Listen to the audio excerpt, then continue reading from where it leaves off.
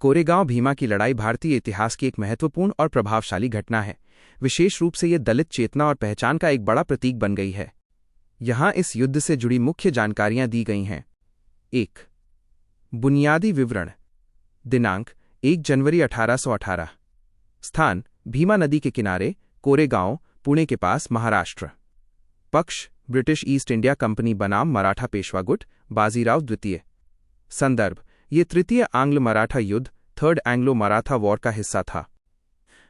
2. सेना का स्वरूप। इस युद्ध की सबसे खास बात इसकी सैन्य संरचना थी। ब्रिटिश कंपनी की ओर से लगभग 800 सैनिक थे, जिनमें से अधिकांश महार समुदाय के दलित सैनिक थे, बॉम्बे नेटिव इन्फैंट्री। पेशवा की ओर से लगभग 28,000 सैनिकों की विशाल फौज थी, जिसमें अरब, मराठा और अन्य सैनिक शामिल थे। 3. युद्ध का परिणाम और महत्व। संख्या बल में भारी कमी के बावजूद कैप्टन फ्रांसिस टॉन्टन के नेतृत्व वाली कंपनी की टुकड़ी ने पेशवा की सेना को पीछे हटने पर मजबूर कर दिया।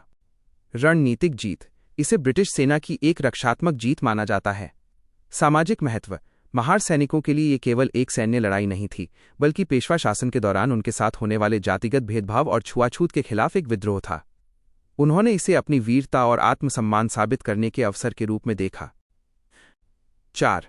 विजय स्तंभ और स्मारक। 1822 में ब्रिटिश सरकार ने इस युद्ध में शहीद हुए सैनिकों की याद में कोरेगांव भीमा में एक विजय स्तंभ, विक्ट्री पिलर, स्थापित किया। इस स्तंभ पर शहीद हुए महार सैनिकों के नाम अंकित हैं। 5. आधुनिक संदर्भ में महत्व। Doctor B.R. अंबेडकर। 1 जनवरी 1927 को डॉक्टर अंबेडकर ने इस स्मारक का दौरा किया था। उन्होंने इसे महार समुदाय की वीरता और जातिवाद के खिलाफ जीत के प्रतीक के रूप में मान्यता दी।